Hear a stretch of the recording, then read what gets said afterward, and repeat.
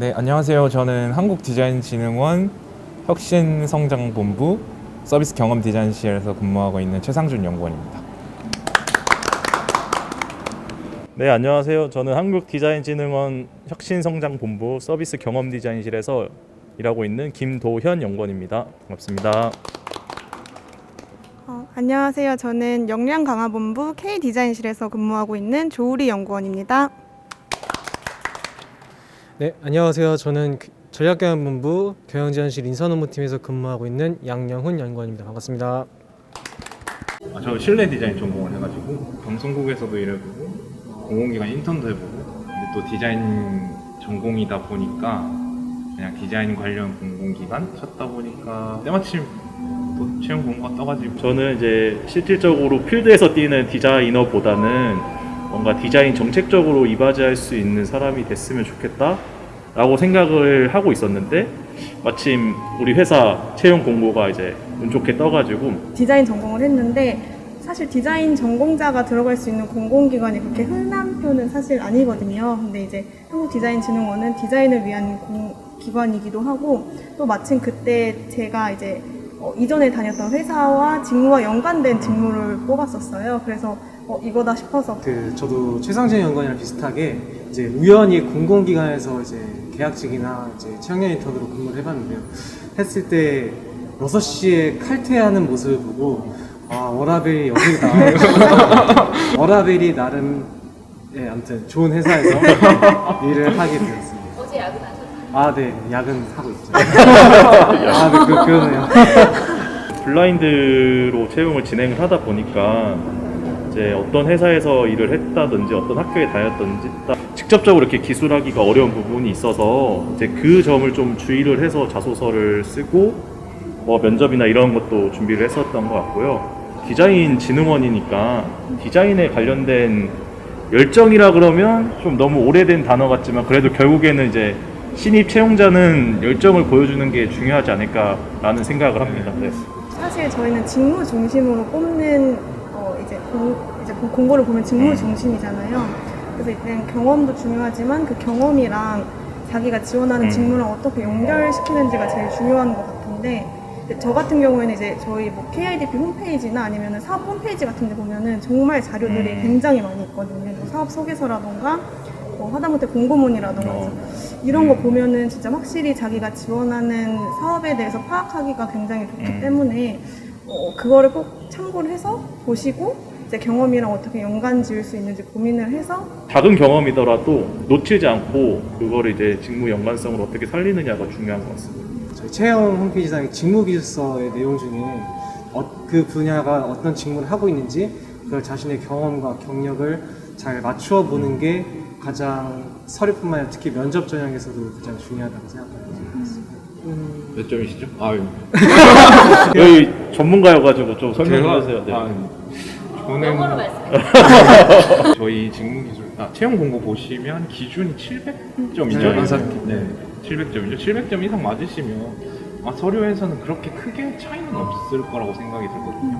필기 전형을 볼 때 거기에 이제 NCS 비율이 나와 있잖아요. 저는 좀 전략적으로 접근을 했는데 전공 시험 배점이 높다 보니까 이제 전공 시험을 좀 주안점으로 뒀고 아무래도 저희는 전공 비율이 60%는 조금 높다 보니까 NCS 과목 자체보다는 전공에 조금 더 이제 공을 들여서 공부하는 경우가 있더라고요. 그래서 저 역시도 그렇게 했고 NCS를 아무리 공부해도 이제 실력이 그렇게 안 올라가더라고요. 근데 전공 같은 경우에는 공부를 하면은 예를 들어서 그 과목에 대해서 공부하면 그래도 그 문제는 일반적으로 나오잖아요. 채용 공고에는 그 비율을 확인해서 전략적으로 공부를 하시는 게 제일 좋을 것 같습니다. 상식도 나오죠, 요번에? 네, 상식도 이번에 한 10문제 정도 나와요. 10문제? 네, 알고 있습니다. 그건 다 홈페이지에 나와 있는 내용이죠. 다 나와 있습니다. 채용 공고를 꼼꼼히 따져보시면 됩니다. 부장님. 네. 저희가 면접이 직무별로 조금 달랐거든요. PT 면접이고 이렇게 PT 면접이 토론 면접. 이렇게 토론 면접이 문제를 주고 그거에 대해서 그 답안을 작성할 수 있는 시간을 줘요. 현장에서 문제를 받아보는 거죠. 15분인가 20분 들어가서 컴퓨터도 세팅이 돼 있거든요. 그걸로 이제 서치하면서 발표를 준비하는 거죠. 15분 만에. 면접 같은 경우도 저는 계속 전략적이라고 말을 하는 게 아는 거에서 좀 더 심도 있는 거를 낼 거라고 생각을 했기 때문에 디자인 트렌드를 많이 찾아봤어요. 우리 KIDP 홈페이지에서 어떤 사업들을 하고 있는지를 보시면 디자인 트렌드가 어떤 식으로 돌아가고 있는지 유용하게 아무래도 접근이 가능하지 않을까 싶습니다. 화이트보드에 이제 수기로 해서 이제 발표할 것들을 이제 말을 하면서 수기로 적는다든지 발표 면접을 진행을 했었죠. PT 면접이랑 저희는 역량 면접도 예, 같이 봤죠. 예. 직무 관련된 질문들, 자기소개서 기술돼 있는 거를 바탕으로 뭐 이 문제는 똑같이 내지는 않겠죠? 문제 얘기하면 문제 얘기하면 안 얘기하면 되나? 안 되나? 아. 얘기해도 되나? 근데 그쪽 직군 안 뽑으시나? 우리 직군은 안 뽑으니까 린의 개념과 스프린트의 개념이 차이가 뭐냐? 역량 면접에서요? 네. 그렇게까지 보고 네. 뭐뭐는 뭡니다라고 딱 떨어지게 설명 못했지만 그래도 개념을 알고 있으면 예시를 들어 설명할 수 있었기 때문에 저는 기억나는 게 이제 갑자기 펭수를 예를 들어가 펭수가 펭귄 있잖아요. 남극에 펭수가 살 공간이 없다 하면서 플라스틱 쓰레기 문제를 예를 드는 거예요. 자기 직무에 연관을 시켜서 어떻게 해결할 것인가. 토론은 면접은 저희도 가서 직접 그 방 같은 데 들어가서 주제를 즉석해서 주제를 받아서 네, 이제 자기 의견 작성하고 4명씩 들어가서 이제 각자 얘기한 다음에 이제 토론이다 보니까 이제 주제를 이제 어떻게 하나로 이제 모아서 이제 그렇게 해결하는 그런 식으로 했던 것 같아요. 면접관들은 전혀 개입을 하지 않거든요. 그래서 이제 너네들끼리 토론을 해서 결론만 내 약간 이런 형식의 그 면접이어가지고 이제 서로 의견에 대해서 되게 동의도 하고 칭찬도 하고 얘기 못하는 이제 지원자가 있으면 얘기 좀 해봐라 약간 이런 식으로 같이 끌고 나가서 굉장히 좋은 분위기로 마무리했었는데 4명 중에 3명이 합격해서 다음 면접에 붙었었거든요. 그래서 아무래도 제 생각엔 뭔가 이런 배틀보다는 조금 더 서로를 붙돋아주는 약간 그런 분위기가 중요하지 않을까 싶습니다. 저희는 혼자 해서 그죠? 그러니까 각자, 저희는 네. 다 1대 4대 1이었죠. 혼자 너무 외로웠어. 아, 너무 외로웠습니다. 지금 이- 촬영하고 있는 네. 이 본원에서 이제 최종 면접 겸 2차 면접을 봤고요. 인성 위주로 해서 이제 블라인드 채용이다 보니까 면접에서 자기소개할 때도 이제 뭐 이름이나 뭐 어떤 학교를 다녔는지 어떤 회사를 다녔는지 말을 못하고 그래서 그런 것들을 좀 유의하면서 그리고 인성 위주의 질문들을 했기 때문에 면접 자체는 어렵지는 않았는데 그 태도를 보여주는 게 되게 중요하다라는 생각을 했습니다. 그거 말고 다른 지원자가 질문을 하고 답변을 할 때도 같이 공감을 해준다라든지 아니면 질문을 하신 이제 면접관을 응시를 하면서 답변을 해주는 거. 공공기관이다 보니까 약간 공공기관에 맞는 그런 성향을 보여주는 게 저는 중요할 것 같다고 생각을 해요. 약간 공공기관의 특수한 상황을 조금 생각해서 대비를 그러니까 어떤 식으로 행동을 할 건지 어떤 인성을 보일 건지를 생각을 해보면 좋을 것 같아요.